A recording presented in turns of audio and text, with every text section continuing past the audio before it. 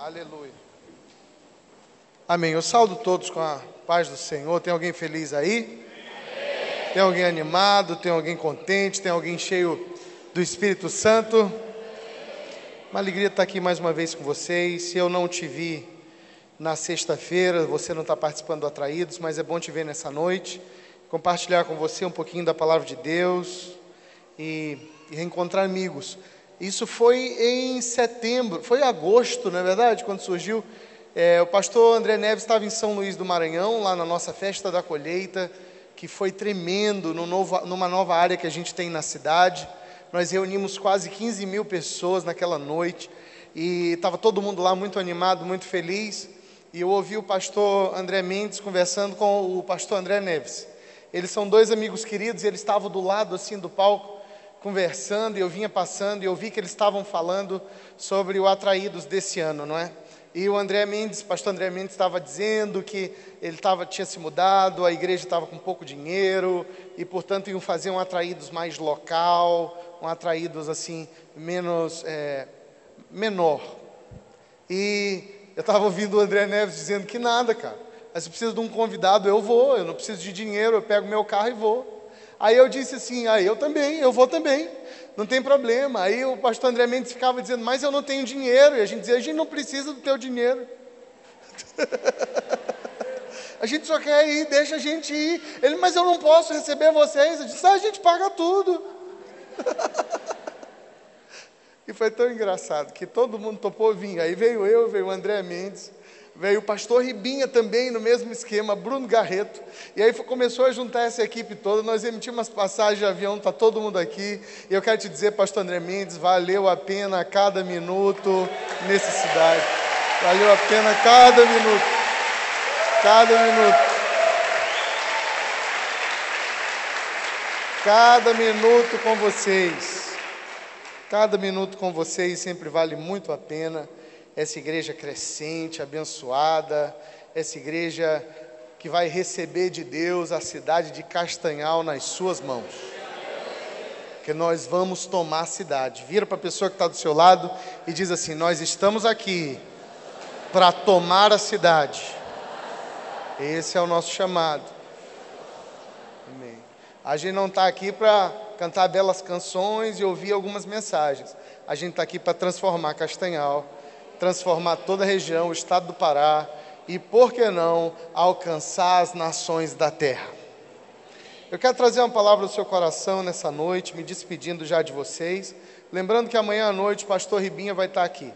O pastor Ribinha é meu amigo pessoal, também conheci ele bem no comecinho da sua carreira, do seu ministério, e hoje ele, para mim, ele é um fenômeno, aquele baixinho, ele é desse tamanho, 1,50 m, mas ele é um fenômeno. Eu acho que tem pouca gente fazendo o que ele está fazendo no Brasil. Ele está numa cidade muito pobre, da região mais pobre, do estado mais pobre do Brasil, que é o Maranhão, na Baixada Maranhense, a região mais pobre do nosso estado, na cidade de Pinheiro. E ele que é nascido ali na região, fazendo a revolução na cidade. Ele está com mais de 2.000 membros, em poucos anos, dentro de Pinheiro. A Baixada Maranhense nunca viu um mover de avivamento como tem visto na vida e na igreja do pastor Ribinha. Ainda não viu. Eu tenho acompanhado o nascimento daquela igreja até hoje. Toda vez que eu vou lá, eu estive lá essa semana, eu fico impressionado. Essa semana que passou, ele bolou, eu estava em Presidente Sarney pregando pertinho, e ele bolou um negócio que ele chamou de 500 cultos. 500 cultos. Ele gravou um DVD com uma mensagem dele, alguns testemunhos, 35 minutos de DVD, e ele espalhou na cidade e organizou 500 lugares de reunião. Lugares na rua, projeção na rua, em casas, um monte de lugar. E isso foi num sábado, irmãos, e a cidade inteira, toda a cidade, ao término desses cultos começou a tocar foguete. E nem o prefeito sabia o que estava acontecendo, porque a cidade é pequena. Ele disse, meu Deus, o que está acontecendo em Pinheiro? Era foguetório para todo lugar. E grande e poderosa salvação. Eles fizeram tipo uma mesa de coleta de voto, aquelas mesas de eleição, para saber quem votou em quem, para receber o número de pessoas que tinham aceitado Jesus. Eles passaram até tarde da noite contabilizando, mais de 1.000, quase 1.500 pessoas entregaram a vida para Jesus naquela noite. No domingo, ele tem 4 lugares de reunião na cidade.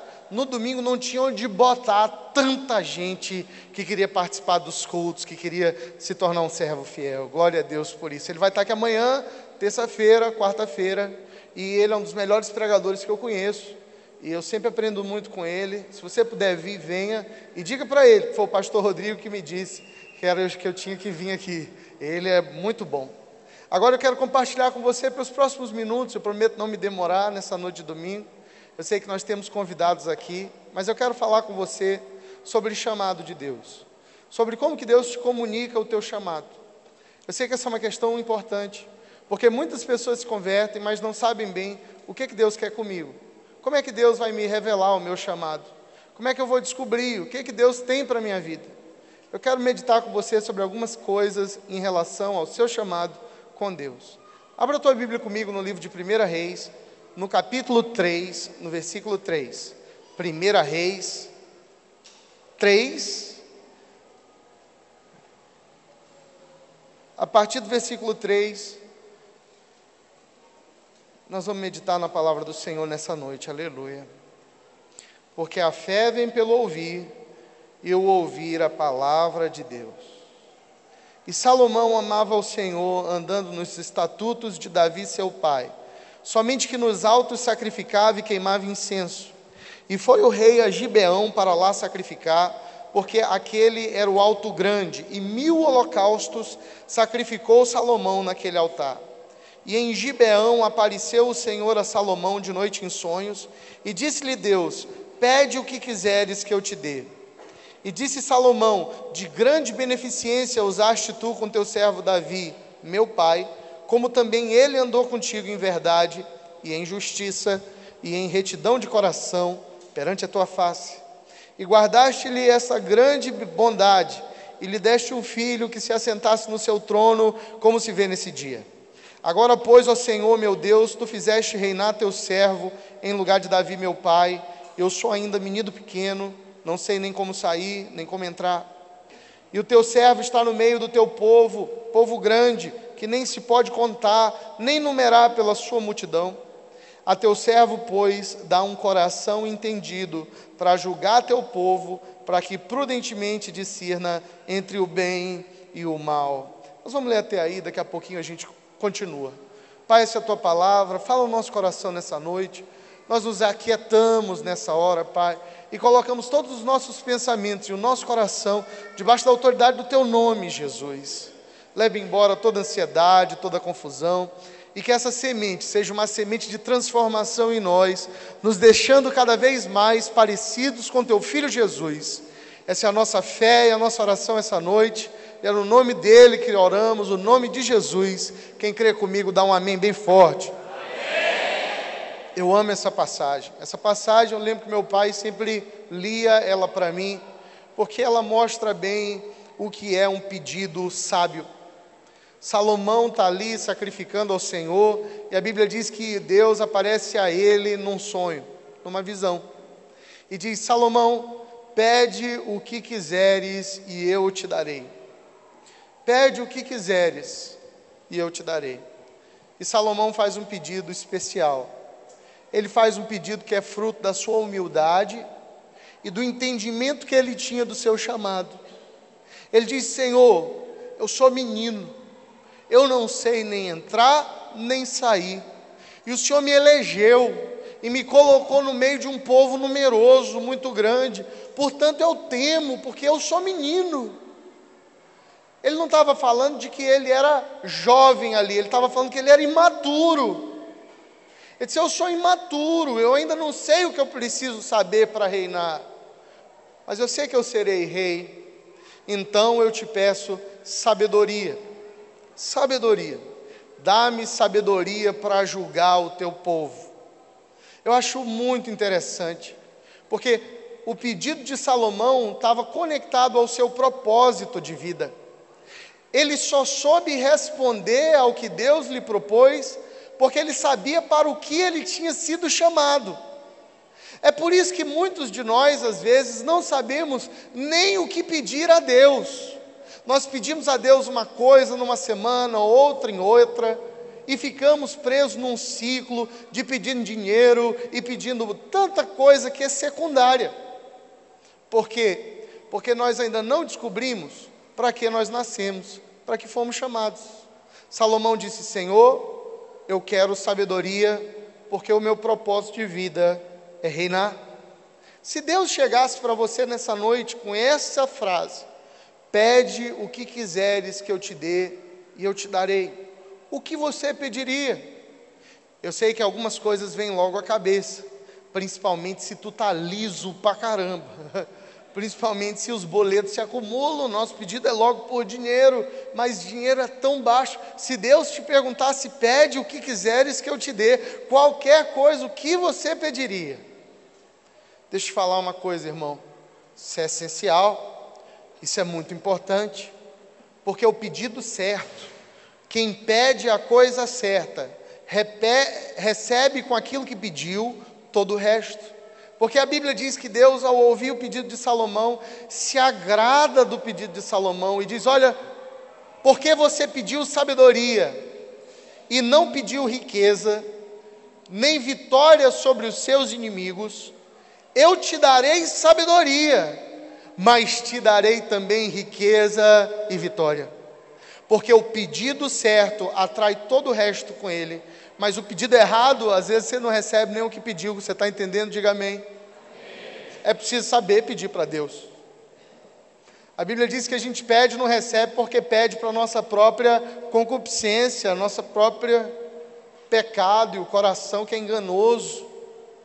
Então, se Deus chegasse para você, deixa eu te falar uma coisa, irmão. É importante descobrir qual é o seu propósito de vida. É importante descobrir qual é o seu sentido de vida. Por que você está aqui? Porque o tempo que você tem é muito pouco. O tempo que você tem na terra é muito pouco. Eu sou pastor, e pastor é uma figura que todo mundo quer presente no seu casamento, no batizado do seu filho, e é a figura que está presente em todo velório. É engraçado porque às vezes a pessoa ela não vem na igreja nunca, mas ela faz questão que um pastor case ela. Eu não caso mais. Lá na igreja só caso se for membro da igreja, se fizer o curso de noivos. Porque eu acho uma falsidade tremenda. O cara não aparece nunca na igreja, nem a moça. Só que aí eles querem chamar um pastor: vem aí fazer nosso casamento aí, porque a gente quer fazer uma encenação para a nossa família de que nós somos pessoas muito devotas. Irmãos, mas o pastor está sempre presente nesses momentos importantes. E um deles é o velório. E quantos velórios eu já não fiz? E não foi só de velhinho, não. Quando a gente é jovem, a gente acha que só velho morre. Não é não, irmão. Todo mundo morre. Eu já enterrei gente de 21, 22, 33, 40. Pai, mãe, que deixou filho. Alguns velhinhos também. Eu só sei que em cada vez que eu vou ali ao sepulcro, toda vez que eu vou ao cemitério dar uma palavra, eu sou lembrado de como que o tempo escoa ligeiro e o quanto que eu preciso encontrar o meu propósito de vida, pedir correto e trabalhar em função dele. Porque você não sabe o tempo que tem, e mesmo que soubesse, o tempo passa rápido demais. Olha, o ano está acabando. Estamos aí em novembro às portas já, né? 25 hoje. Dia 25. Eu tive uma filha, hoje ela fez 1 ano, Luísa. Luísa fez 1 ano hoje. A gente vai comemorar agora na próxima semana o aniversário dela de 1 ano. Fez 1 ano hoje. Outro dia eu estava com ela no braço desse tamanhozinho assim. Agora, antes de vir para cá, ela já estava me chamando: papá, dadá, mamã, brigando e dando língua. Passa tão rápido. Daqui a pouco, se Deus me der graça, eu vou estar casando ela. Entendeu? E segurando meus netos no braço, e a vida é um sopro. Pede o que quiseres que eu te dê e eu te darei. Seu pedido precisa estar ligado ao teu propósito. O que Deus te chamou para fazer? Por que você está na terra? Eu quero só te garantir e aproveitar que você está com muita atenção, que você nasceu no tempo certo, no lugar certo. Você nasceu no lugar e tempo certo. Você só precisa encontrar para que você nasceu nesse tempo e lugar. Deus te plantou aqui em Castanhal, no Pará, nessa família, com essas experiências. E Ele vai usar tudo isso para a glória e honra dEle.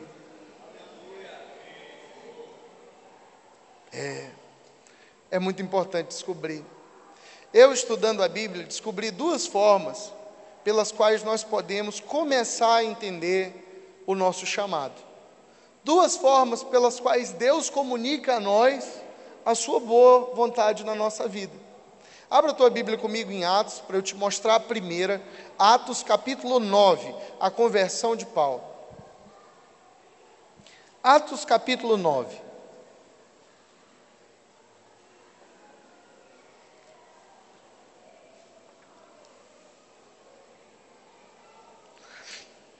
Aleluia. E Saulo, respirando ainda ameaças e mortes contra os discípulos do Senhor, dirigiu-se ao sumo sacerdote e pediu-lhe cartas para Damasco, para as sinagogas, a fim de que se encontrasse alguns daquela seita, quer homens, quer mulheres, os conduzisse presos a Jerusalém. E indo no caminho, aconteceu que, chegando perto de Damasco, subitamente o cercou um resplendor de luz do céu. E caindo em terra, ouviu uma voz que lhe dizia: Saulo, Saulo, por que me persegues? E ele disse: quem és, Senhor? E disse o Senhor: eu sou Jesus a quem tu persegues. Duro é para ti recalcitrar contra os aguilhões. E ele, tremendo e atônito, disse: Senhor, que queres que faça? E disse-lhe o Senhor: levanta-te e entra na cidade, e lá te será dito o que convém fazer. Acho interessante, porque normalmente o chamado começa com uma experiência. Normalmente, todas as duas formas com as quais Deus nos comunica chamado, elas se iniciam através de uma experiência com Deus. Eu tive uma experiência com Deus. Eu cresci na igreja, mas um dia eu precisei ter minha experiência com Deus. Eu lembro que eu estava sentado numa conferência como essa, eu não queria saber de Deus, eu acho que eu tinha uns 16 anos.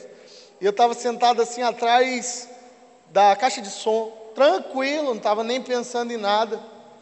E o louvorzão tocando, e um pessoal caindo, né? E eu lembro que eu estava desconectado, e o pastor era o pai do David Quillen, Noel Quillen, baixinho assim, irlandês, careca. Ele virou para mim e disse assim: Rodrigo, vem aqui. Eu achei que ele queria um copo d'água ou alguma coisa. Eu lembro que eu levantei e fui totalmente desconectado. Eu não estava, querendo nada, eu não estava orando, eu nem cria. Eu lembro que eu levantei para ir até ele, e no momento que eu comecei a andar em direção a ele, eu senti um peso vindo sobre mim, mas um peso bom, um peso da presença de Deus. A palavra glória no Velho Testamento, em hebraico, é kavod, quer dizer literalmente peso. Eu senti um peso da presença de Deus. Eu lembro que ele pegou minha mão ali e orou por mim, e eu chorei tanto, e ele profetizou na minha vida. Eu tive uma experiência com Deus tão real. Eu lembro que eu saí dali e fui até o lugar onde a minha mãe estava sentada e disse: mãe, Deus falou comigo hoje. Eu tive uma experiência com Deus. A partir dali Deus começou a comunicar chamado, o que Ele queria de mim, por que Ele tinha me chamado, encontrado e tocado. Com Paulo foi a mesma coisa. A Bíblia diz que ele ia no caminho de Damasco perseguir cristãos. Ele era um raivoso perseguidor de crente. E ele, de repente, uma luz do céu veio sobre ele. Ele cai do cavalo. E uma voz diz: Saulo, Saulo, por que me persegues? Por que me persegues? E ele diz: quem és? Quem és, Senhor? Porque essa é a primeira pergunta que a gente faz quando tem uma experiência com Deus. Eu lembro que minha esposa Carla, eu lembro dela indo para a igreja as primeiras vezes, ela, a irmã dela, e elas não tinham muito, elas só iam visitar a igreja, e o louvor tocando e tal, e elas não eram nem crentes, mas elas sentiam aquela presença. Eu me lembro que Carol, a minha cunhada, hoje delegada, braba pra caramba, na época, eu lembro dela pulando, e aí ela caía no chão e chorava, e ela dizia: eu não sei o que é isso. Quem és, Senhor? Porque quando a gente tem a primeira experiência com Deus, a primeira pergunta é: quem és, Senhor? E ele tem uma resposta. Jesus diz: eu sou Jesus a quem tu persegues. Duro é para ti recalcitrar contra os aguilhões. E que português difícil é esse, gente? Recalcitrar contra os aguilhões. Mas o que Jesus está dizendo aí, trazendo para a versão atualizada, revista corrigida 2015, eu sou Jesus a quem você está perseguindo. Não adianta fugir do inevitável, você é meu. Ele levanta cego. Jesus diz: volta para a cidade, lá te será dito o que fazer. Sabe o que é engraçado? É que tem uma segunda pergunta na experiência. A primeira é: quem é Jesus? A segunda é: que queres que eu faça? A experiência onde você tem a revelação de quem Ele é, mas você não tem vontade de saber o que Ele quer que você faça, está te faltando alguma coisa. Uma verdadeira experiência com Deus vai te levar ao desejo de servir. Quantos estão entendendo? Dá um aleluia aí. Eu sei que vocês estão atentos, eu posso perceber. Quem és, Senhor? Sou Jesus. O que é para fazer? Quem és? Eu sou Jesus. O que queres que eu faça? Jesus, segura a tua onda. Vai à cidade, eu vou te dizer o que você vai fazer lá. A experiência genuína com Deus, ela não termina em si mesma. Ela tem uma continuidade natural para a missão. Se você teve uma experiência verdadeira com Jesus, essa experiência te revela quem Ele é, mas vai trazer sobre a sua vida também um desejo sincero de fazer algo por Ele, de servir, de amar as pessoas, a Deus sobre todas as coisas, ao próximo como a si mesmo. Isso é natural, irmão. Às vezes a gente para no quem é Jesus, mas não deve ser assim. Bem, Deus separa um homem chamado Ananias, e diz: Ananias, há um homem chamado Paulo, ele está numa rua chamada a rua direita da cidade, eu quero que você vá lá, ele está cego, e eu quero que você ore por ele. E Ananias diz: Senhor, de maneira alguma, esse homem é um matador de cristãos, como é que eu vou morrer? A Ananias pelando de medo de Paulo, da fama de Paulo. A Deus diz assim: fica frio, Ananias, vai lá, ora por ele.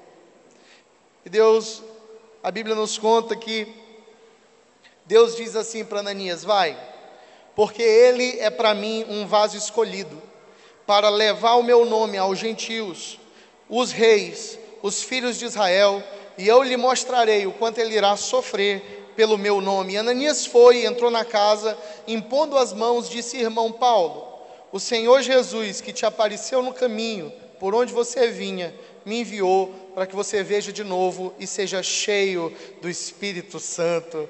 E lhe caíram os olhos, dos olhos como que umas escamas, e ele recuperou a vista, levantou-se e foi batizado.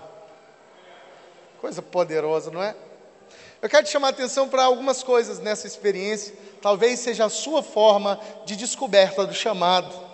Você teve uma experiência com Jesus, é por isso que você está aqui nessa bela noite de domingo. Você descobriu quem é Jesus. E como é lindo e precioso descobrir quem é Jesus. Mas quando você perguntou: o que queres que eu faça? Não te foi dito. Você disse: Senhor, eu te descobri, eu sei que Tu és bom, eu te amo, eu sei que Tu és o meu Deus, o que queres que eu faça? Deus diz assim: segura aí, vai para a cidade, aguarda lá, eu te direi o que tem que ser feito. E você está em stand-by. Você está aquela pessoa que descobriu Jesus, mas ainda não está envolvido na célula. Você está aquela pessoa que ama Jesus, mas ainda não está envolvido em nenhum ministério. Você é aquela pessoa que encontrou Jesus, mas a sua vida com Deus se resume a um dia por semana na igreja e algumas breves horas durante a sua semana. Você não conseguiu se conectar à missão. Deixa eu te falar dessa primeira forma de descoberta. Talvez seja a sua vida como a de Paulo.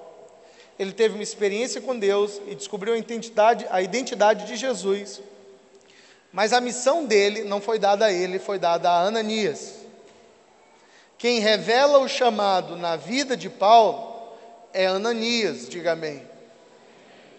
Deus diz a Ananias, ele foi escolhido para ir aos gentios, e ele padecerá, ele irá a reis, e aos gentios e aos filhos de Israel, e vai sofrer pelo meu nome. Ananias, é isso que eu quero fazer na vida dele.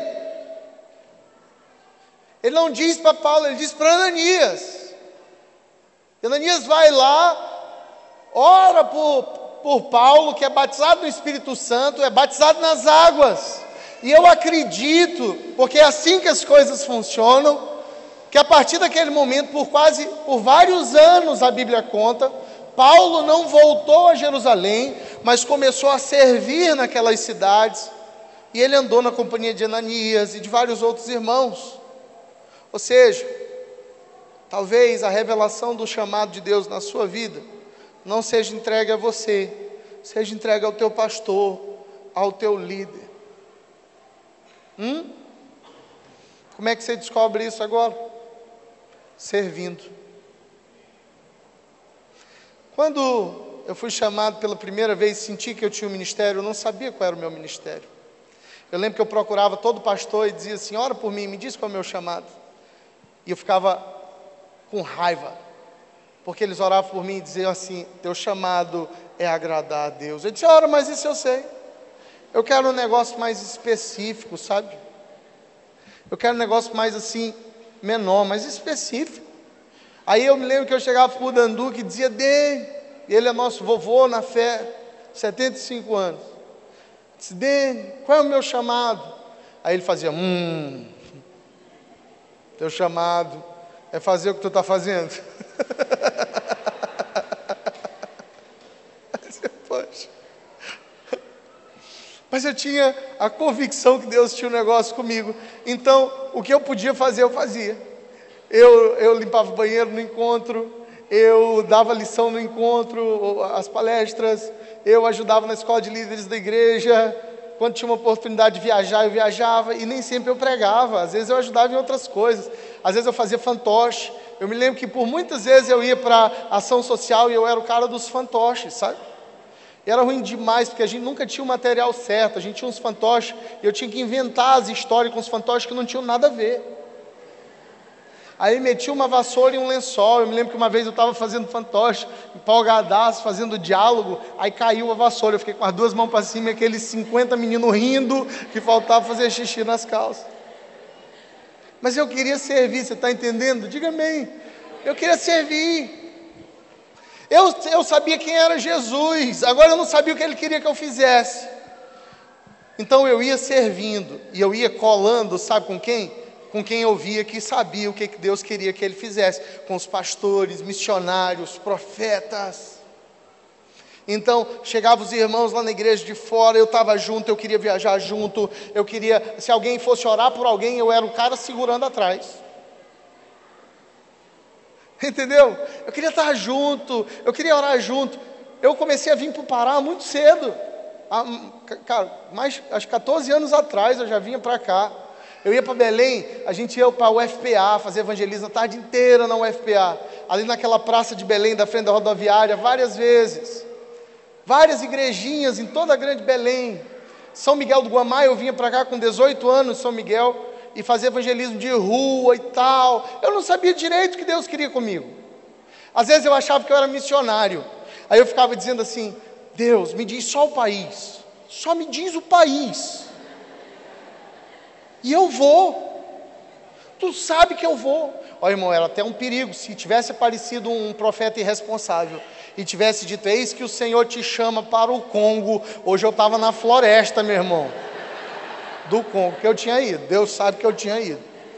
Porque eu estava pronto. Eu queria ir. Então, às vezes eu achava que meu chamado era missionário. Às vezes eu ficava confuso, mas eu sabia que Deus tinha alguma coisa comigo. Esse é o primeiro tipo de experiência do chamado. Deus te dá a experiência e a posterior revelação. uma experiência com quem Ele é e a posterior revelação do que Ele quer que você faça.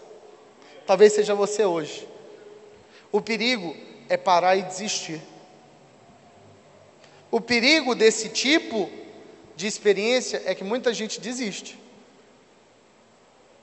Eles recebem a identidade que eles são em Deus, mas como eles não sabem, eles não fazem nada. Eles não servem em lugar nenhum.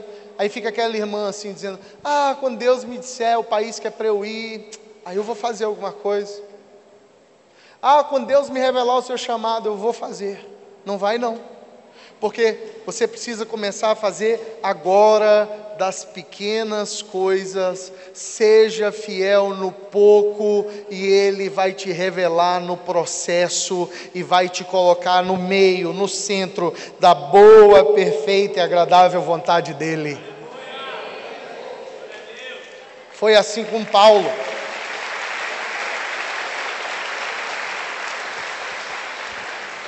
Procura o seu pastor e diz: pastor, eu quero andar contigo. Eu sinto que Deus tem um negócio comigo, eu não sei o que é, mas eu quero andar contigo. Então, quando você for orar na semana aí de manhã e eu estiver livre, eu venho. Quando for ter um culto, você precisar de ajuda em alguma coisa, eu vou. Quando tu quiser ir para algum lugar, uma viagem, eu puder te servir, eu deixo ir contigo. No encontro, deixa eu ficar com uma equipe e tal. Eu quero fazer alguma coisa. E Deus vai acrescentando, e Ele vai te revelando no caminho, no processo. Você acha que Paulo, quando se converteu aqui, ele sabia que ele ia escrever um texto da Bíblia, que ele ia morrer, que ele ia viajar tanto quanto ele viajou, que ele ia ser um cara tão importante quanto ele foi? Ele não imaginava. Eu também não.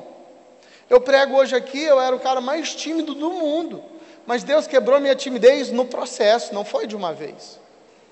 No processo. Eu lembro que a primeira vez que eu falei para muita gente foi em Belém, na Nipo Brasileira, Associação Nipo Brasileira. O Mark Schubert ia pregar e a menina da Jocum ia traduzir. Não, era um cara muito bom, intérprete muito bom, ia traduzir, toda a galera de Jocum lotado. E aí o rapaz não foi.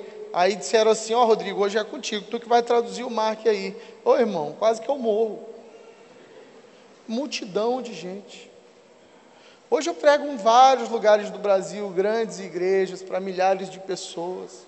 Mas eu não sabia que Deus ia fazer isso comigo. Porque se Ele me conta, eu tinha desistido, eu tinha até fugido. Passa de mim esse cálice. Porque eu não estaria preparado, você está entendendo? Diga amém. Eu ia ficar com medo. Mas Ele me preparou no processo. Talvez seja assim com você nessa noite. Então não desiste. Não desiste de servir. Não desiste das pequenas coisas. Cola com Ananias. Encontra seu Ananias. Bota a mão do seu Ananias na sua cabeça, que as escamas vão sair. Você será cheio do Espírito Santo e ele vai te ajudar na tua caminhada de descoberta do chamado. Segunda forma, 1 Samuel capítulo 16. Estamos terminando, gente. Eu disse para vocês que ia ser rápido. 1 Samuel capítulo 16, versículo 12. A unção de Davi. Diz assim a palavra do Senhor: então mandou em busca dele e o trouxe, e era ruivo e formoso de semblante, de boa presença. E disse o Senhor a Samuel: levanta-te e unge-o, porque esse mesmo é. Então Samuel tomou o vaso do azeite e ungiu no meio dos seus irmãos. E desde aquele dia em diante, o Espírito do Senhor se apoderou de Davi. Então Samuel se levantou e voltou a Ramá. Todo mundo já ouviu falar da história da unção de Davi, de como que ele era um filho esquecido. Eu cresci na igreja, a gente cresce ouvindo essas histórias. Como que o pai dele tinha muitos filhos, e Samuel, o grande profeta, chega no lugar. Samuel, ele era tão cheio de autoridade, ele era o maior sacerdote da nação, o homem de Deus da terra. Quando ele chega lá, o povo fica até com medo. Quando ele chegava num lugar, o pessoal perguntava: tua vinda é de paz? Porque, meu irmão, se fosse de guerra, o negócio era feio. Ele era uma grande autoridade. E ele entra na casa, aquele homem poderoso, representante de Deus na terra em Israel. E ele pede que os filhos do homem sejam colocados diante dele. Só ele poderia ungir um rei. Ninguém mais, só Samuel. E ele pede que os filhos de Jessé sejam colocados diante dele. E ele vê os meninos, uns fortes, uns homens fortes de guerra, bonito. E ele diz, deve ser esse aqui. Deus diz, não é. Não é esse, não é esse, não é esse, não é esse. Samuel fica confuso e pergunta ao pai, você não tem mais nenhum filho por aí? Porque é da tua casa que Deus vai levantar um rei. Eu tenho mais um. Ele está lá atrás das malhadas, ele está no rebanho. Mas ele é Davizinho, rapaz. Ele é o caçula, não dá para rei não. Não dá para rei, não é material de rei. Manda buscar ele. Samuel esperou. E entra aquele menino, a Bíblia chama ele de bonito. A Bíblia diz que entra aquele rapaz ruivo, de boa presença. Rapazinho, ele devia vir fedendo, que não tinha desodorante na época. E ele estava com aquele monte de animal. Ele entra fedido. Pois não? Ele encontra a confusão feita, ele não faz ideia.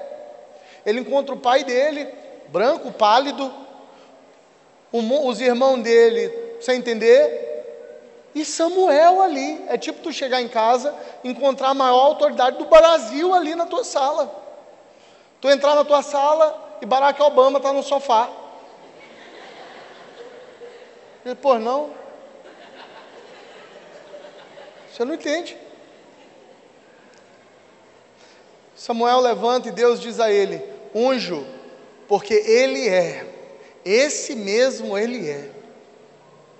Todo mundo entendeu o que Samuel fez ali. Não houve confusão, sabe por quê? Porque só Samuel poderia ungir um rei. A Bíblia diz que Samuel toma o chifre cheio de azeite, o chifre que ungia os reis, o azeite de unção real, e derrama na cabeça de Davi, e unge ele no meio dos seus irmãos, e o Espírito do Senhor se apodera dele. Para quem acabou de sair de trás dos animais, aquilo foi um negócio poderoso, porque ele descobriu, ao mesmo tempo, experiência e chamado. Você percebeu que Paulo foi primeiro experiência, posteriormente chamado. Davi não. Davi foi as duas coisas, de uma cacetada só. E ele era um menino. E ele era rei. Porque o pré-requisito para ser rei era ser ungido por Samuel, e ele foi. Só que para onde ele vai, depois que Samuel vai embora? Porque a Bíblia diz que Samuel volta a Ramá. Para onde é que Davi vai? Eu vou dizer para onde ele foi. Foi de volta para de trás das malhadas. Talvez isso esteja acontecendo com você. Você teve uma experiência com Deus, e Deus te disse assim, eu vou te fazer pai de multidões.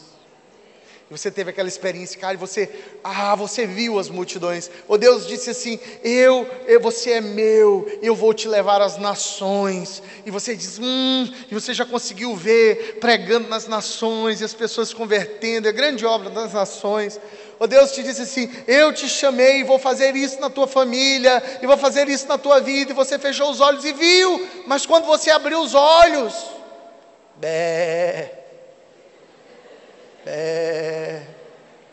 só tinha ovelha.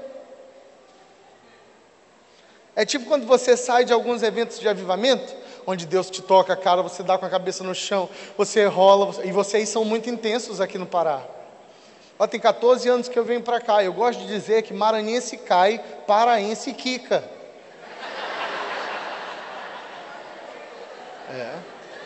Quando eu oro, vocês são intensos.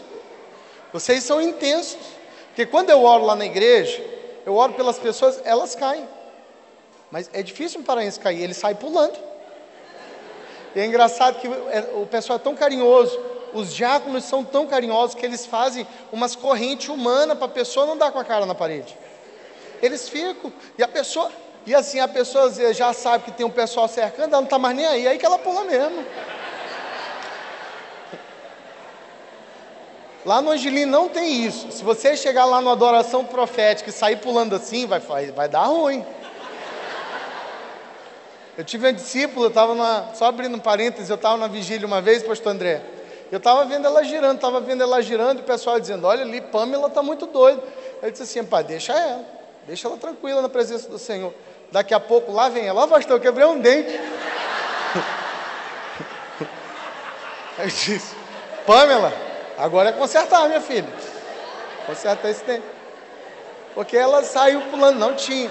Lá não tem ninguém para fazer isso por vocês. Para segurar.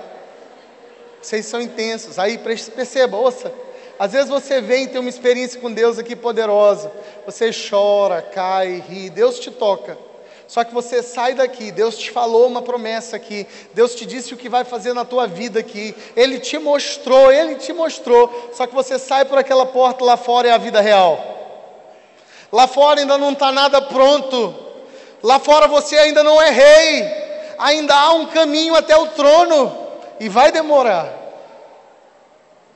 E o perigo desse tipo de experiência do chamado é que muita gente desiste no caminho. Davi tinha 15 anos, mais ou menos, aproximadamente na época em que foi ungido rei. Mas ele precisou esperar um bom tempo, muitas aventuras, muito gigante no caminho, muita confusão, perseverança, força e fé, até por fim assentar-se no trono e receber a plenitude da sua promessa. Agora eu só quero te garantir uma coisa, irmão. Se você esperar, se você perseverar, o trono está lá te aguardando. Porque Deus não é homem para que minta. Se Ele te prometeu, Ele cumprirá. Eu lutei com isso muito na minha vida, porque eu queria abandonar a faculdade, eu queria abandonar um monte de coisa às vezes. Depois que Deus me revelou o que Ele queria da minha vida, aí eu disse, então eu já sei o que é, eu não vou mais fazer nada. Mas espera aí, há um caminho, há um processo. Há um caminho e um processo. Não adianta querer largar a faculdade, largar tudo. Espera, tem gigante para ser derrotado. Tem batalha para lutar. O seu trono te aguarda. Talvez esse seja você. Então, eu quero terminar lendo Romanos, mas antes eu quero revisar com você 2 tipos de experiência do chamado. Experiência com Deus posterior à revelação. Experiência com Deus e revelação imediata da vontade de Deus. Mas um processo, um caminho pela frente. Eu não sei qual é você nessa noite, mas eu quero ler um versículo e orar por você. É o versículo de Romanos 8.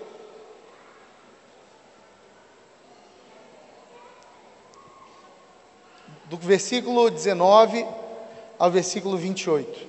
A palavra do Senhor diz assim, Romanos 8, 19 a 28. Porque a ardente expectativa da criação espera a manifestação dos filhos de Deus. Porque a criação ficou sujeita à vaidade, não por sua vontade, mas por causa do que a sujeitou. E na esperança de que também a mesma criatura será libertada da servidão da corrupção, para a liberdade da glória dos filhos de Deus. Porque sabemos que toda a criação geme e está juntamente com dores de parto até agora.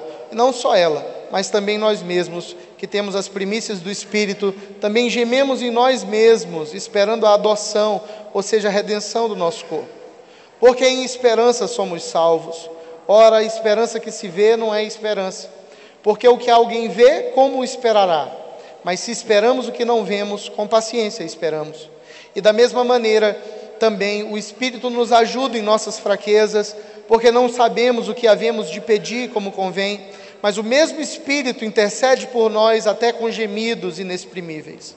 E aquele que examina os corações sabe qual é a intenção do Espírito, e é Ele que, segundo Deus, intercede pelos santos. E sabemos que todas as coisas contribuem juntamente para o bem daqueles que amam a Deus, daqueles que são chamados segundo o seu decreto. Ele está falando de uma expectativa, de uma esperança. Ele está falando da expectativa da criação, da esperança em nós, da paciência que nós precisamos ter. E ele diz o seguinte: todas as coisas estão contribuindo juntos para o bem dos que amam a Deus, dos que são chamados pelo seu decreto. A palavra decreto aqui é proteses, que quer dizer aqueles que são chamados para o plano deliberado de Deus, para o propósito eterno de Deus, para a intenção de Deus.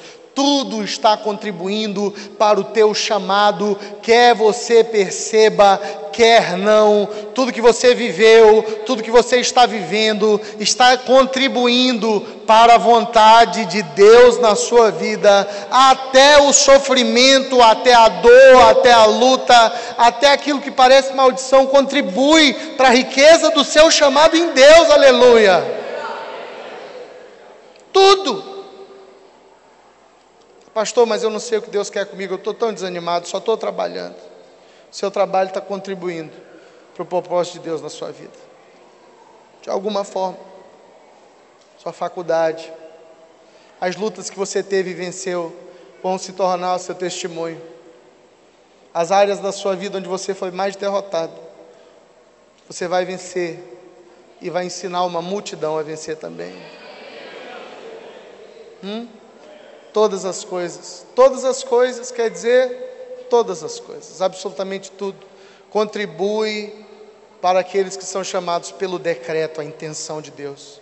Eu não sei qual é o plano de Deus para a sua vida, o plano deliberado de Deus para você.